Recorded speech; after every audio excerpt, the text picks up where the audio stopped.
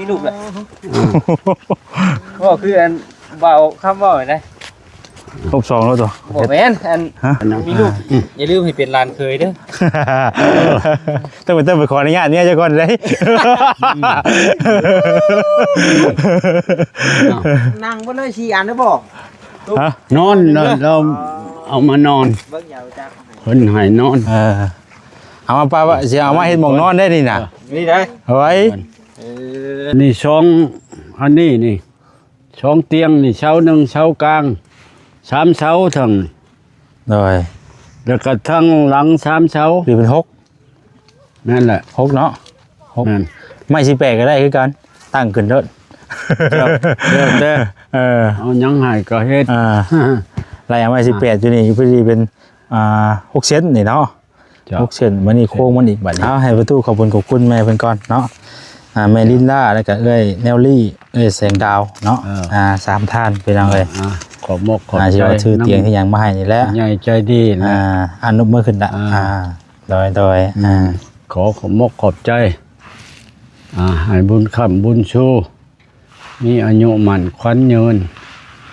ปีใหม่ปีเหมือนก็ให้ร่ำให้รวยที่มีน้ำใจช่วยเหลือผู้ด้อยพัฒนาขอบใจหลายๆเด้อให้เพิ่นอยู่ดีมีแรงปรารถนาสิ่งใดก็ขอให้ได้สิ่งนั้นแม่เบิ่งนี่ล่ะแนวกล่องนี่ก็เพิ่นให้มาทำซ้ำได้ก็ให้ได้ตอบแทนกลับคืนไปเป็น100 เท่าพันเท่าเด้อแล้วก็ขอบใจทางบ่าวแสนที่มาเป็นสะพานบุญให้น้องขอบใจหลายๆเด้อร่ำรวยหั่งโดย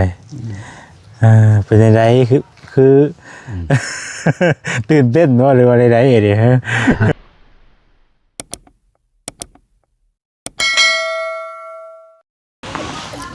พี่น้องเอ้ยท้องฟ้าเปิดโปร่งมื้อนี้เนาะพาโตอากาศกะพอดีเนาะพอดีอุ่นพี่น้องเอ้ยว่าหนาวว่าร้อนก็บ่ร้อนเอาเปิดภาพเปิดคลิปมาพี่น้องเอ้ยเนาะก็อยู่ที่ทางใหม่ของทางน้องมะลิเด้อพี่น้องเด้อเนาะครับทักทายสบายดีพ่อแม่พี่น้องเบิดสุขสู่คนพี่น้องเอ้ยพ่อกับซ่องบ่าวแสนอีกแล้วเนาะมื้อนี้เดินทางเข้ามาหาน้องมะลิแล้วก็ทางประตูเพิ่นนั่นแหละพี่น้องเอ้ยเนาะทางเฮาก็แก้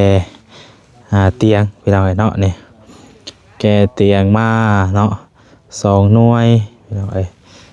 ทางรถบอต้าเนี่ยก็2หน่วยเพราะว่า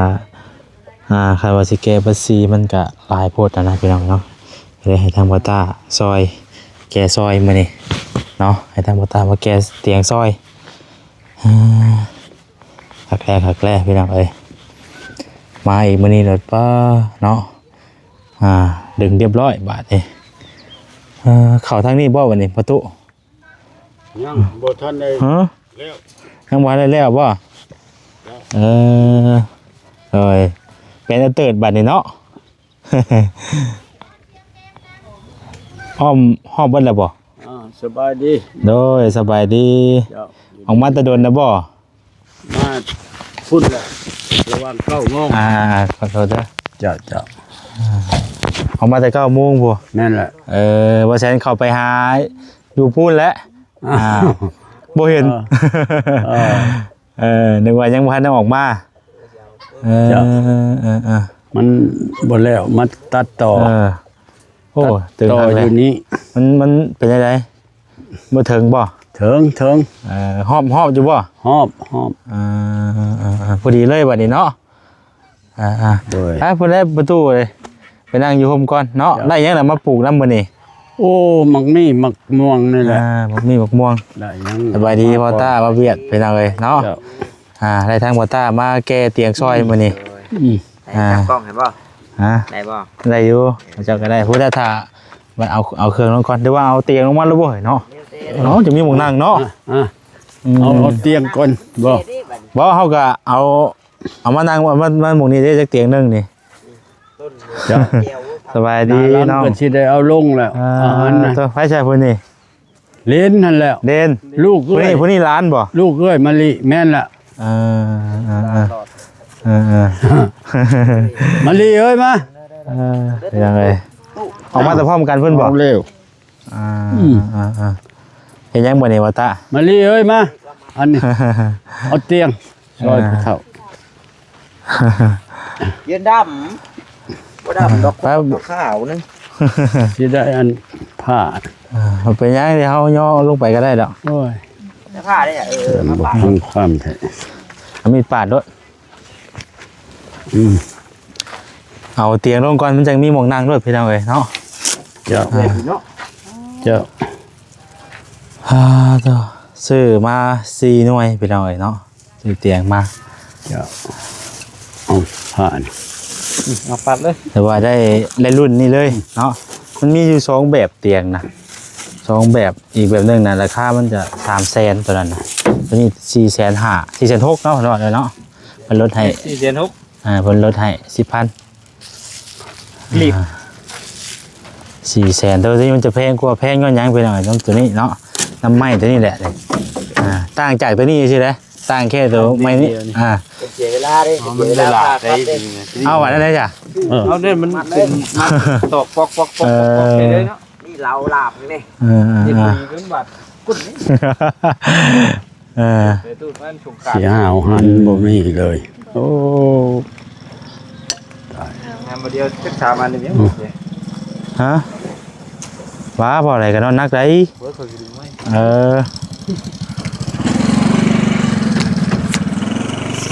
เฮ้ยมันแหลดแห้งเนาะ ฮะ บ่ขึ้นก็ได้นี่นะ บ่บ่เวทไอ้บ่สิ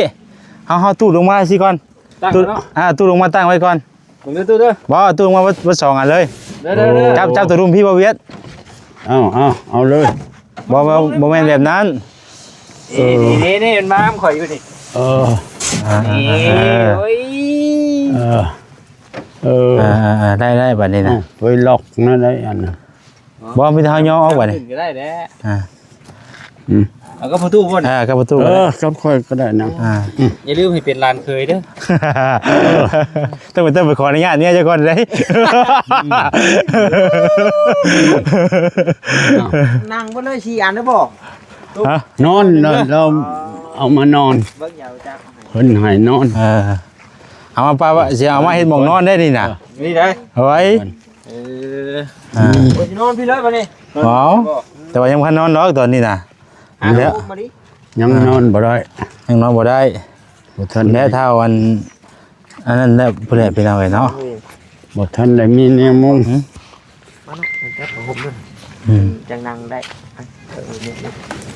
ลุกบ่ได้ใช่มั้ยจักเนาะยังบ่ลุกบ่ได้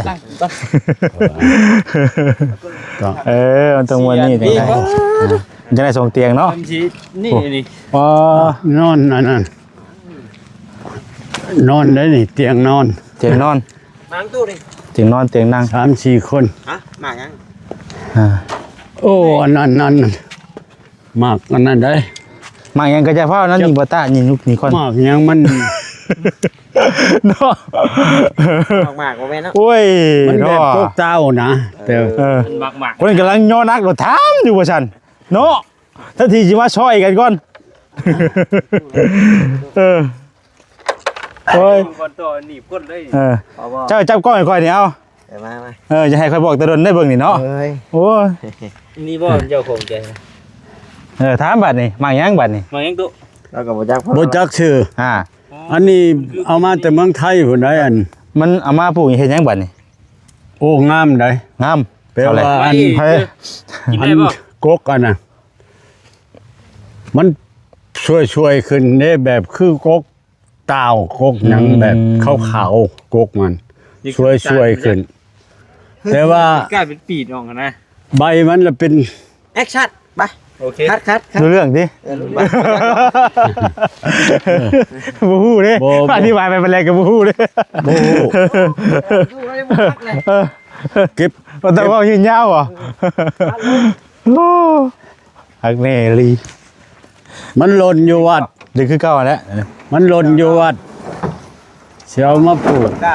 แบบกกข้าว ฮะ ไปผู้ชมอันนี้ได้เลยนะ ป้าซะ อาหารชาติหลังฮัก เนาะ ไปจ้ะ ไปใส่ปะ2กับ2ไป ได้ก็โยกที่ได้ดิ เอาดีเด้ เป็นมันใดเจ้าเอ้ย โอ้ เป็นยังเนาะมีลูกเลยก็คืออันเบาคำว่าได้ ลบ2แล้วตัว บ่แม่นอัน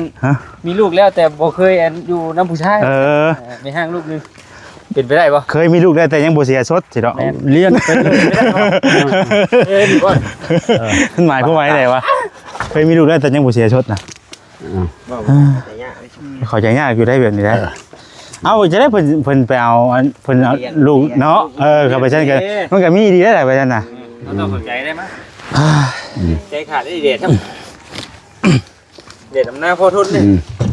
ก็สิเอาแบบนี้นะว่าน่ะมันบ่มีตัวเป็นนี่เบิด เหมาะเจาะด้วยแล้วไปถึงนะเนาะอันนี้ก็เป็นทั้งหัวเนาะ ทางไงตัวนี้ขึ้นไปนี่มาตามันบ่ย้อนแสงบ่ ตัวนี้เอาไปทั้ง บ่ถือกับป้าไว้นำกันนี่แหละ บ่เอาไปมันเป็นกว้าง ฮะ มันเป็นกว้างได้ไปทั้งเหนือนะไปเช้าต้องเอาใจ มันต้องเอาตัวนี้เข้าไปก่อนเนาะแล้วก็ นี่นะนี่เทสนี่นะบ่ตาบ่นะไหนได้เพิ่นเนาะนะ เพราะว่า เพิ่นหนีทางไปดิ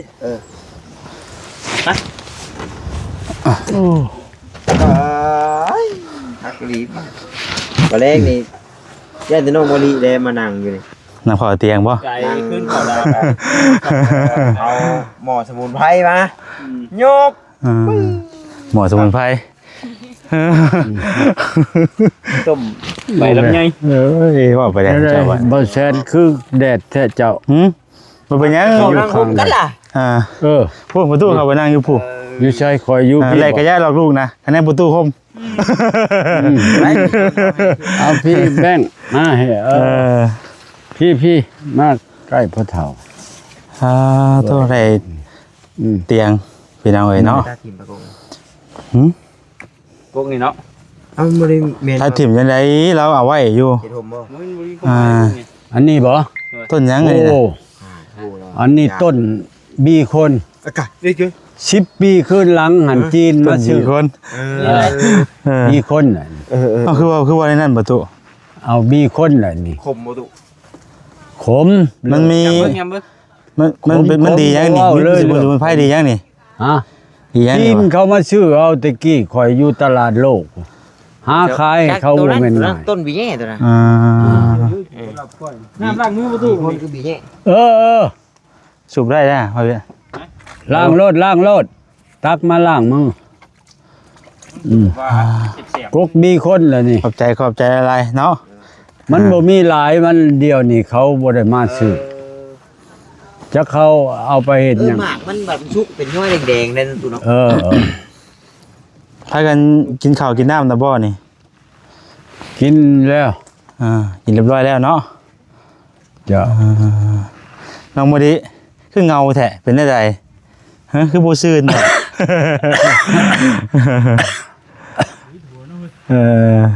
บ่ได้ไปเฮ็ดเวียกบ่เวลามาแล้วแหละวันนี้มาพักอยู่พี่พ่อพักอยู่ใช้ตอนนี้อยู่ อยู่ละเก่าน้ำพะเทา แล้วเวียกแล้วเนาะ โดย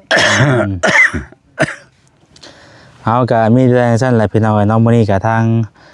บ่แซนก็ซื้อเตียงมาให้พี่น้องเนาะซื้อเตียงมาให้ทางน้องมะดิแล้วก็ผู้ใดมื้อต่อไปก็สิจะแจงเบิ่งเรื่องไม้บัดนี้เอาเตียงตัวนี้นะเฮาสิเอาไปตั้งไปวางเรียงกันอยู่หม่องไรบ่ตุที่เฮาสิปลูกน่ะ วางนั่นแหละสิ สดนั่นบ่ สิเอาไปแหละบ่ได้ชนวางกลาง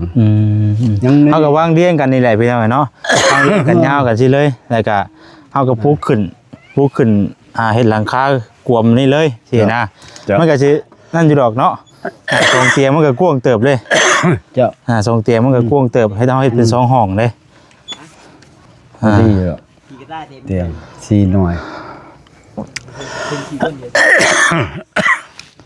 เอาก็เลี้ยงอันต่อกันไปเลยแล้วก็เตียงนึง2เตียงต่อห้องนึง เจ้า แล้วเฮาก็ปลูกขึ้นไปเลยบัดนี้ปลูกโค้งขึ้นไปเลย ไม่ต่อกันแม่นจังสิซื้อมา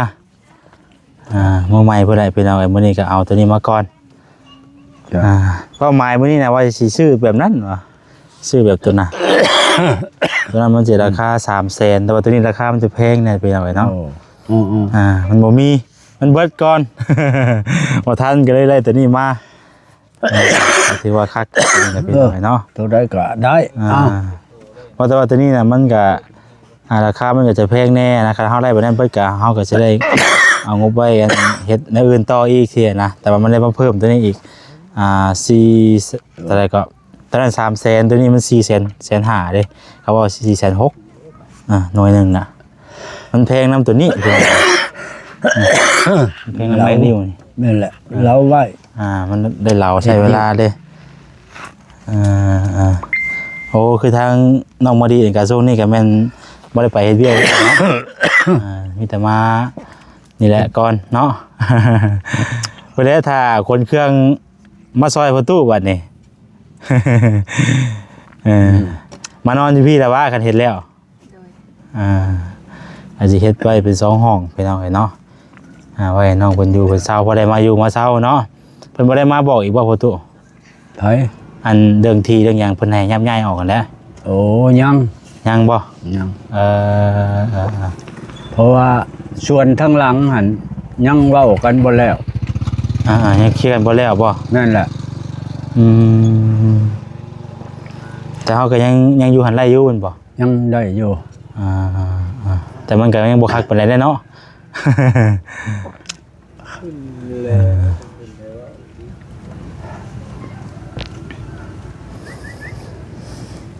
ยังบ่ฮู้ว่าเพิ่นสิให้ออกไปมื้อใดไปจังไดเนาะ เจ้าคือไอแท้ประตูโอ้ยมันถึกแดดร้ายลมร้ายมันก็อยากไออันนี้เฮ็ดกับไผชานี่อ้อมหัวนี่เฮ็ดกับมะลิแน่มาซอยมื้อนี่เพิ่นกำลังแล้วมื้อนี้บ่นี่น่ะหรือว่าจังได๋นี่แล้วแต่มื้อนั้นพุ่นแหละมื้อ เอาตารางมามื้อนึงมื้อที่2ก็เฮ็ดเอาตารางมามื้อนึงมื้อที่2ก็เฮ็ดเนาะ แม่นแหละเอาเอ้ยคือไอแทบบัดนี่ยังบ่มีโฮมพี่น้องเอ้ยเนาะชนนี่แหละนี่ต่อไปก็ต้นมะม่วงมังมีแล้วเนาะปลูกไว้หลายๆมันก็จะเป็นโฮมพี่น้องเอ้ยเพราะว่าที่ทางเพิ่นก็กว้างพอสมควรเนาะเอาไว้ปลูกพังกินผลไม้เนาะหรือว่าปลูกหันปลูกนี่ก็ได้หลายอย่างอยู่พี่น้องเอ้ยประตูแล้วก็เอารถไปไว้โฮมแล้วก็ได้ ออกมาแต่เช้าบ่ที่ประตูแม่นละ9 โมงแต่9 โมงพวกเจ้าเอานั่งอยู่นี่ก่อนเนาะเดี๋ยวบ่แซนจะให้ขอบคุณทางผู้ใหญ่เพิ่นก่อนพี่น้องเอ้ยเนาะเจ้ามันก็จะฮ้อนแน่เพิ่นก่อนนี่แหละมัน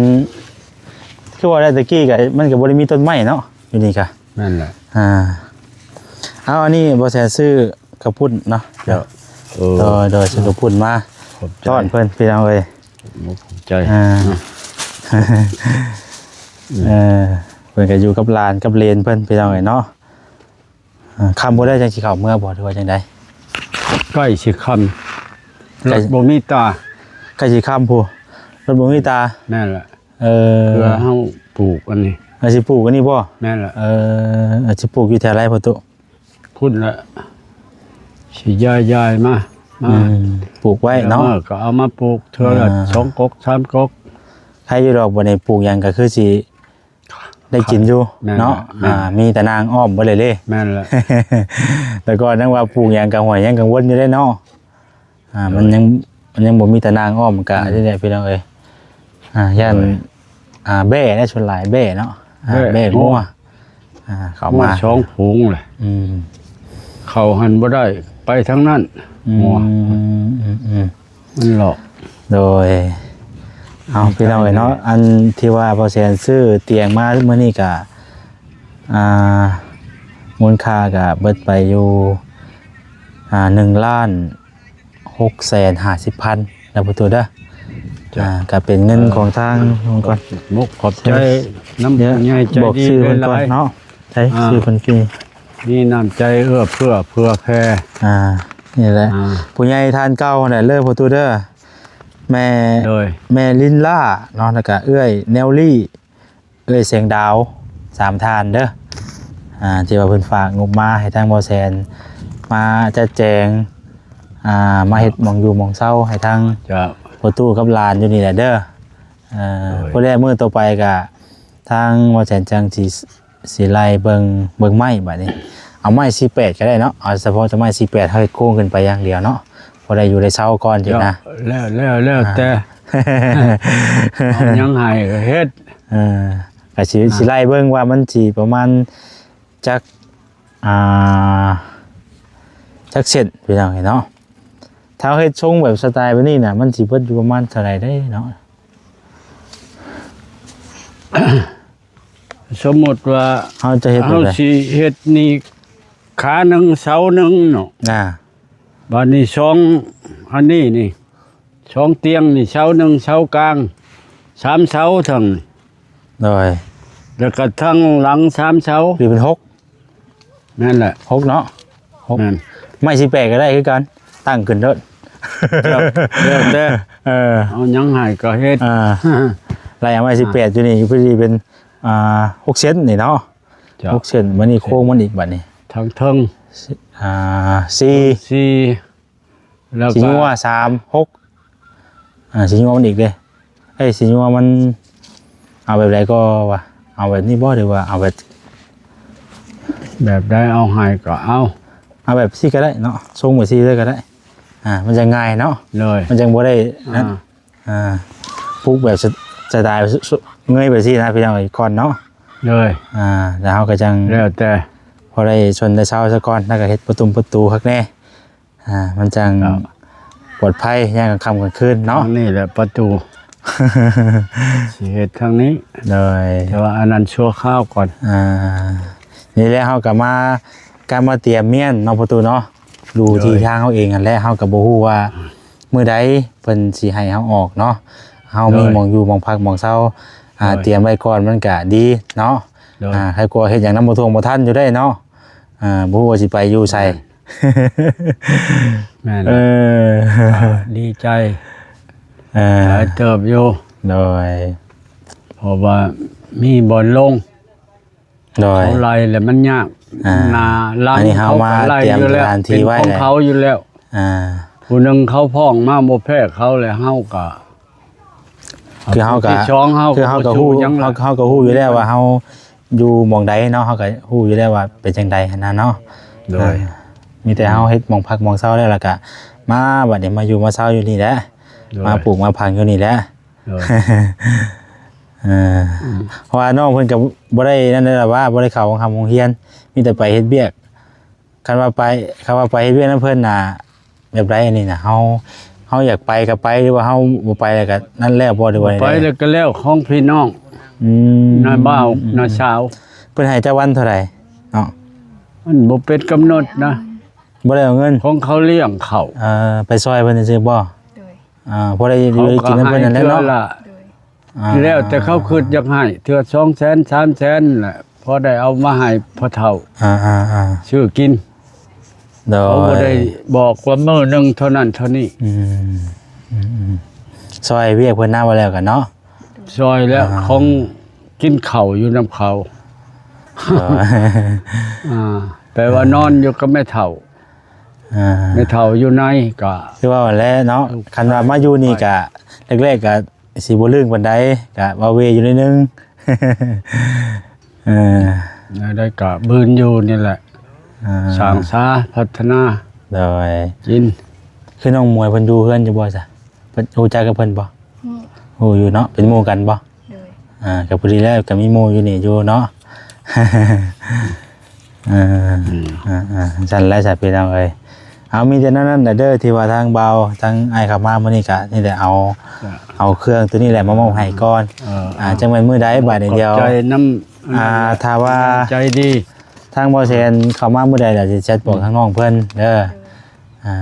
สิแชทบอกทางน้องว่าสิเข้ามาเอาเครื่องเอาหยังมาสินะเขาก็ต้องได้บอกก่อนบางเทื่อน้องเพิ่นค้าไปเวียกไปงานทางอื่นสินะเฮาก็บอกไว้ก่อนเนาะเข้ามาก็ยันบ่พ้อ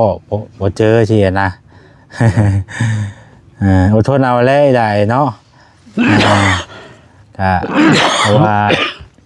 นี่แหละพี่น้องเอ้ยเฮาก็มาอยู่ที่ทางใหม่เฮากินน้ำต้มบ่ประตู แม่นแหละ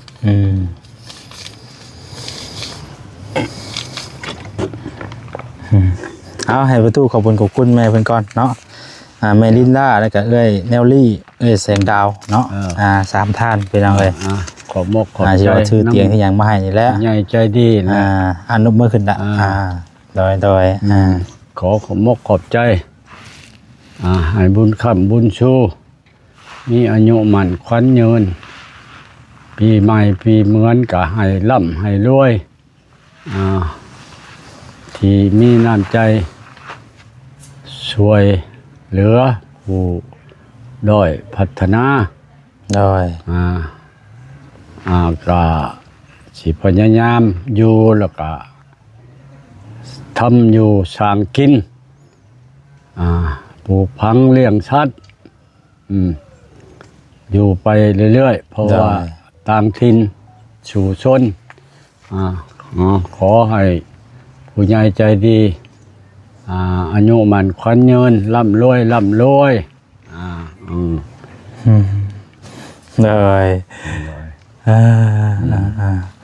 เอาก็อย่างชั้นแล้วพี่น้องเนาะทางนอกเพิ่นกับบ่ค่อยเว้าหยังปานใดเนาะอยากมากปากเว้านะแม่มันเป็นอย่างดอกเนาะขอบใจเพิ่นไปขอบคุณผู้ใหญ่เพิ่นลงมาอยู่เนาะโดยก็ขอบใจหลายๆเด้อให้เพิ่นอยู่ดีมีแรงปรารถนาสิ่งใดก็ขอให้ได้สิ่งนั้นแม่เบิ่งนี่ล่ะแนวกล้องก็เพิ่นให้มาทำซ้ำได้ก็ให้ได้ตอบแทนกลับคืนไปเป็น100 เท่าพันเท่าเด้อแล้วก็ขอบใจทางบ่าวแสนที่มาเป็นสะพานบุญให้น้องขอบใจหลายๆเด้อร่ำรวยแห่งโดยเป็นจังได๋คือตื่นเต้นเนาะหรือว่าใดๆดิฮะโอ้ยเนาะเอาดีใจน้ำน้องเพิ่นเนาะดีใจน้ำน้องเพิ่นแล้วก็ขอบคุณผู้ใหญ่ที่เพิ่นคิดเห็นเนาะทางน้องมดีแล้วก็ทางประตูนั่นแหละอยากให้ได้มาอยู่มาเช่าที่ใหม่เฮานี่แหละเนาะเฮาก็คอยเฮ็ดคอยหาพัฒนาไปมีหยังเฮาก็เฮ็ดไปเรื่อยๆเนาะในอนาคตต่อไปสมมุติว่าเฮาหาเงินหาคำได้เฮาก็มาสร้างมาสาอยู่นี่แหละซื้อไว้มีหยังก็เนาะหาเงินเก่งๆเด้อมาเฮ็ดเรือนใหม่ใส่เด้อโดยเอาว่าที่เพิ่นก็ซื้อไว้ให้เด้อพี่น้องเนาะก็เฮาก็ใครอยู่ดอกปานนี้เนาะหาเงินหาคำได้ก็คอยเฮ็ดไปใครกลัวบ่มีที่ได้เนาะซึ่งว่าเฮายังบ่มีหยังเลยนี่มันต้องเริ่มต้นจากที่ก่อนเนาะเริ่มต้นจากที่แล้วก็มาต่อมาก็เป็นช่วงเป็นเสาเพื่อสิได้เอาเฮือนแต่ละอย่างพี่น้องเอ้ยเนาะแล้วก็กับทางผู้รักผู้ใหญ่ผู้ที่ว่าเพิ่นจะช่วยนี่ก็คือกันเนาะเงินคำที่ว่าเพิ่นฝากมาช่วยเฮาเพิ่นก็บ่ได้มาง่ายๆคือกันพี่น้องเอ้ยเพิ่นก็เฮ็ดเวียกเฮ็ดงานเฮ็ดการคือกันแต่ว่าเพิ่นก็อยากอยากแบ่งมาช่วยเฮาเนาะอยากให้เฮาได้มีหม่องอยู่หม่องเช่ามีหม่องพักอาศัยเพิ่นก็บ่ได้หวังอีหยังจากเฮาหรอกพี่น้องเอ้ยเนาะขอแค่ว่าเฮาซอยไปแล้วเฮาก็พยายามทำความดีต่อไปเนาะแล้วก็มาเฮ็ดมาสร้างไปนั่นแหละนั่นแหละคือความภูมิใจของเพิ่นแค่นั้นแหละพี่น้องเอ้ยแล้วได้ก็ทอดคิดถึงเพิ่นโดยแล้วได้ก็บ่ลืมบุญคุณผู้เพิ่นช่วยเหลือเฮามีบ่อนอยู่บ่อนเช่าโดยบ่อนทำมาหากินโดยบ้านชานก็ขอให้เพิ่นนั่นล่ะได้บุญหลายๆโดยค้ำบุญชูโดยร่ำรวยอันเตียงนี้เฮาป้าเป็นบ่เป็นหยังนะว่าบ่ได้แล้วบ่เป็นหยังเนาะได้แล้วเนาะเพราะว่าเฮาก็สิอัดแน่มันอุ่นเอียนก็พอดีแล้วเนาะนั่นแหละพอดีแล้วพี่น้องเอ้ยดึงตัวนั้นมาแล้วเฮาก็มัดไว้เดืออยู่บ่ประตูตะนางเดืออยู่บ่เดือพอได้เห็นเฮ็ดนี่แต่ว่าขังอ้อมหัวอ้อมสวนอยู่บ่สิอันนั้นเดืออยู่ประมาณครึ่งสิดึงอันนั้นแหละพอได้เฮ็ดหัวเฮ็ดสวนต่างหากเนาะกั้น ชีเฮ็ดน้องสาเนี่ยความฝึกนะ มีแผนว่าสิน้องซะ นั่นแหละ ขันว่าอันนั้นขันมันอยู่น้ำขันบ่อยู่แหละมันสิเอาลงประมาณ30 เซน30 เซนแล้วเฮาเอาผ้ายางลงแล้วปล่อยปลาหาวิธี มีแผนว่าในนั้นเนาะ แม่นแหละหาวิธีอันนั้นหาของกินของอยากไว้ โดย กกขี้เล็กนั่นแหละปลูกไว้บัดนี้ก็อันนี้อันนั้นยังสิเอากกหน่อไม้หน่อตอกมาปลูกใส่ไว้ โดย บ่มีอาหารแล้วก็กินอย่างฉันแหละเด้อประตูเด้อ เจ้า ผู้ใดเด้อน้องเด้อเดี๋ยวบ่าวเข้ามาเมื่อใดก็เดี๋ยวว่าสิแชทบอกเด้อผู้ใดเท่าเฮาสิไล่เบิ่งก่อนว่าสิประมาณเท่าใดไม้เส้นพี่น้องเอ้ยเฮาก็สิสร้างเอานำนี่แหละอยู่บ้านหยังวะบ้านซิมเนาะหม่องบ้านธาตุนั่นแหละไอ้บ้านธาตุนั่นเนาะ อันนี้บ้านซิมตัวนี้เอาได้เฮาก็จังสิคอยจัดแจงมาพี่น้องเอ้ยเนาะมาเฮ็ดเด็กตะปูและก็พอเฮ็ดไร่อยู่แล้วว่าประตู ได้อยู่ เพราะว่าเฮากับบ่มีงบจ้างสร้างเสียนะพี่น้องเนาะก็เฮาบ่ได้จะซื้อ กับร้าน อยาก นี่ ซื้อเครื่องที่หยังมาให้ที่ก้อนเสียนะซื้อเครื่อง โดย มันพอว่าซั่นซะเนาะ โดย เป็นทางเซซีเป็นไม้เป็นตอกกันแหละเฮาก็อยากให้เฮาเพราะว่าเฮาสิเป็น2ห้องเด้2เตียงต่อห้องนึงเห็นนะ โดย เรียงกันแยกไว้ให้พี่น้องเอ้ยทำบ่ได้เฮามานอนก็นอนบัดเฮาย้ายมาแล้วก็ใครอยู่ดอกบัดนี้เนาะเฮาจะคอยจัดแจงไปเฮามีหม้องนอนเด้อเด้ ได้ปลูกได้พังว่ะ À. ก็เที่ยวมาโฮดมาอันนั้น Rồi. ยามแรงเฮาก็ปลูกแต่ว่าเฮามีน้ำแล้วเฮาโฮด Rồi. มาโฮด โฮดเดี๋ยวมึงอ่ะบ่ามื้อบ่าสองมา Rồi. เที่ยวมา Hả? เมียนลีได้นะฮะ Mẹ bò. โอ้ Mẹ bò anh มาผู้จนพอดว่ะฮะทางที่จะเดินไปเบิ่งก่อน Áo xăm ranh này đơ non đơ. โดย Rồi, áo chú sủ đơ. ใจเป็นลาย Mà may mà, hãy được mà. Này nhìn xìa cái hủ tăng con đó, này nó. Hả? Không phải tài đấy. Hả? วิธีนั้นว่ามันครบกันโอ้ตายแล้วจะไก่ชาวพุทธนะ โอ้ แต่ผลลัพธ์บริเวณป่ะ บ่ ไก่ไก่ทำไป ถ้าไปทางไหนเนาะไปเรียกให้เพิ่นได้คือว่าเนาะ ที่เปิ้นบ่ใช่เลย บ่จังซั่นแหละพี่น้องเนาะมื้อหน้ามื้อในถ้าว่ามื้อใดเข้ามาก็จังสิว่ากันใหม่เด้อน้องเด้อโดย พี่น้องเฮาก็ได้มอบเตียงมื้อใหญ่เพิ่นไปที่เรียบร้อยแล้วพี่น้องเอ้ยเนาะก็ประมาณนี้เพิ่นก็มาไถมาทางได้นี่พี่น้องเอ้ยเนาะเป็นกองอยู่นี่แล้วก็อ้อมตะนางเป็นที่เรียบร้อยแล้วเนาะนี่ก็แปลนไปแล้วพี่น้องเอ้ยกองกี่หุ้มกี่ห้านี่ตัวอ้อมไปแล้วพี่น้องเอ้ยเนาะถือว่าเพิ่นเฮ็ดอ้อมได้ดีขนาดพี่น้องเอ้ยนี่อ้อมเป็นที่เรียบร้อยแล้วโอเคแล้วบัดนี้พี่น้องเอ้ยเนาะปลูกผักยังก็สะดวกสบายแล้วล่ะบัดนี้ทางเราเอาลวดมามัดเพิ่มอีกพี่น้องเอ้ย เอาลวดมามัดเพิ่มอีกมันจังแก้ยากแน่สินะนี่ส่วนมันนี่เพิ่นอาจจะเอามาเกี่ยวไว้ทางในพี่นี่เกี่ยวไว้อีกเนาะมันก็การแก้เดี๋ยวมันก็จะยากแน่นี่มันก็มัดจองกันไปพี่น้องเอ้ยเนาะเอาจังไรก็ขอบคุณทางผู้รักผู้ใหญ่เด้อเนาะทางแม่ดินด้าเนาะแล้วก็แนวลี่แสงดาวที่ว่าได้สดซอยขับมาทางน้องวันนี้ก็ขอให้อยู่ดีมีแห้งสุขภาพแข็งแรงเด้อเนาะอยู่มันขอเงินคิดสิ่งใดปรารถนาสิ่งใดก็ขอได้สมรังปรารถนาขอให้มีแต่ความสุขความเจริญเนาะโดยเอาสบายดีเด้อพี่น้องเด้อ